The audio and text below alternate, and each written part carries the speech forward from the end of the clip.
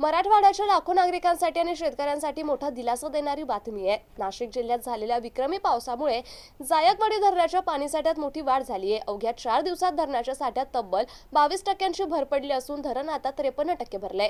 सध्या धरणात तब्बल 93 लाख लिटर प्रतिसेकंद वेगाने पाण्याची आवक सुरू आहे। त्यामुळे मराठवाड्याच्या पिण्याच्या पाण्यासह शेती आणि सिंचनाचा प्रश्न मोठ्या प्रमाणात सुटण्याची आशा व्यक्त केली जाते। नाशिक जिल्ह्यात झालेल्या धुवाधार पावसामुळे गोदावरी नदीला मोठा पूर आलाय। याचा थेट लाभ मराठवाड्याची जीवनवाहिनी असलेल्या जायकवाडी धरणाला होत आहे। गेल्या 4 दिवसात धरणाच्या पाणीसाठ्यात तब्बल 22% वाढ झाली असून धरणात आता 53% पाणी भरले आहे। धरणात सध्या 93 लाख लिटर प्रतिसेकंद वेगाने पाण्याची आवक सुरू असल्याने जलसाठा झपाट्याने वाढत आहे। पावसाचा जोर कायम राहिल्यास येत्या काही दिवसात धरणाची पातळी आणखी वाढण्याची शक्यता आहे। जायकवाडी धरणातील वाढता साठा मराठवाड्यासाठी अत्यंत महत्त्वाचा मानला जातोय।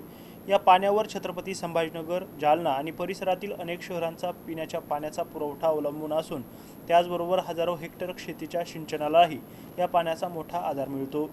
यंदा सुरुवातीला पावसाने दडी मारल्याने शेतकरी आणि नागरिकांमध्ये चिंतेचे वातावरण होते। मात्र आता झालेल्या मुसळधार पावसामुळे जायकवाडी धरणातील जलसाठा समाधानकारक पातळीवर पोहोचला असून पाणी टंचाईचे संकट दूर होण्याची आशा बळावली आहे। दरम्यान प्रशासनाकडून धरणातील पाण्याची आवक आणि जलपातळीवर सातत्याने लक्ष ठेवण्यात येत असून पावसाचा जोर कायम राहिल्यास पुढील नियोजनही त्यानुसार करण्यात येणार आहे। मराठवाड्यासाठी ही निश्चितच दिलासादायक आणि आनंदाची बातमी ठरत आहे।